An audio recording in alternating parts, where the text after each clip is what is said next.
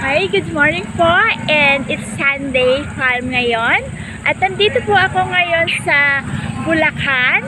At we are here in Grotto Vista Church. At Sunday po ngayon, kayo lang tatanghali po ako. But it's good dahil po maganda po ang araw ngayon. And it's a Sunday, the Holy Week. And you see, marami pong tao pumupunta ngayon dito at sobrang dami po nila. Pero it's good po kasi maluwag siya and maganda po yung ambience. At sa pagpasok po parang okay naman siya, hindi masyado maraming kailangan na gawin. But dire-diretso lang yung mga tao hanggang papunta po dun sa malaking church po na Grotto Church. So, pupunta po tayo ngayon doon. And, nandito pa lang po ako sa bungad. And, na-excite po ako ngayon kasi matagal na po akong hindi nakakarating na Bulacan. And, so far po ngayon, maganda po siya ngayon kasi mas maayos, mas maliwanag. At hindi po siya katulad. Pero ngayon po, so makikita po natin na dito pa lang nakikita na po natin yung laki ng simbahan po. So this is the Church of Grotto Vista here in Bulacan. And welcome to my tour. I'm DJ Kat, it's your guide Metro Manila, Philippines. And welcome po sa aking pag-tour. So ngayon po, actually po, ngayon lang ako lumabas kasi nga matraffic sa bahay lang nagpapapahinga. Pero ngayon nakikita po natin ang ganda ng Grotto Vista and makikita niyo po and this is very big, see? At sobrang ganda niya po. Dito po tayo magsisimula. Pero gusto ko pong pumunta doon, kaya nagmamadali po ko. Mag-uumpisa muna tayo paakyat sa taas. At we're going to there. Parang hindi siya ganun karami. Actually, baka mas maganda yung ano. Kasi hindi po ako nakaalis. And maganda po siya talaga ngayon.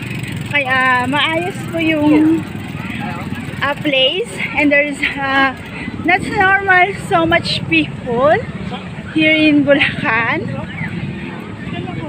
Nandito na po tayo sa front at paakyat na po tayo, see? And mukhang marami pong people. Hi, I'm DJ Kat and welcome to my tour guide in Metro Manila, Philippines.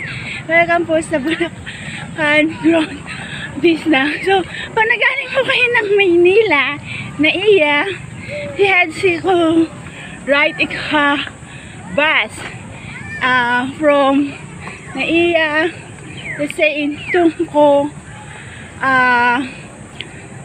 Bulacan.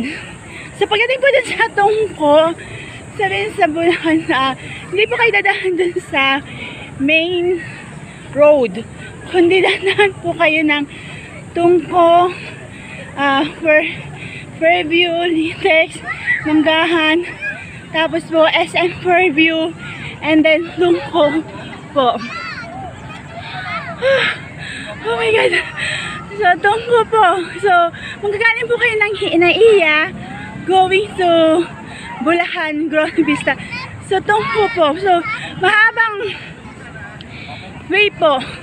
Mahabang siguro mga kalahating araw, but you have a cab, it's okay.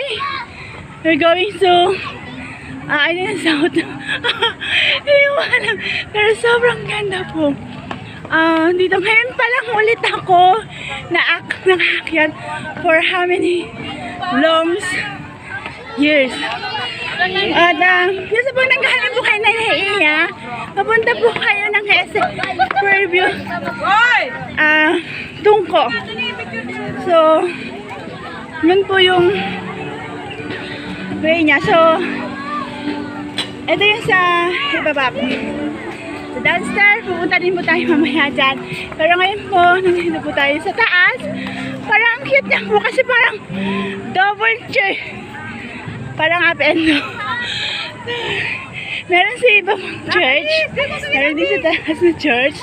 And very unique po yung pagkagawa nila ng grotto vista. At, pero sarado yung dito sa taas. So, see, hindi tayo makakapasok sa loob. Sayang. Gusto ko nang pumasok sa loob. So, ang ganda po nito. Parang, I don't know, it's a very nice place. Nice church than to Intramuros. But we cannot enter inside. I don't know why, because it's locked. But this is two churches. This is the upper and there is the lower there. Parang dalawang church po. Isa sa taas and then isa po sa baba. So, hi, I'm DJ Cathy Surga in Metro Manila, Philippines, and we are in Grotto Vista, Bulacan. So, bababa po ako doon sa, sundinanan din po natin yung malaki, and then aakit naman po tayo doon sa maliit.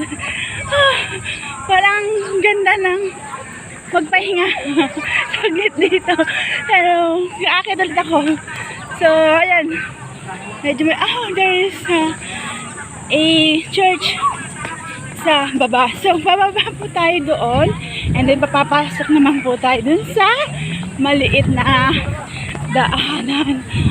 Oh, this little small road there. Oh, small stairs. Stairways.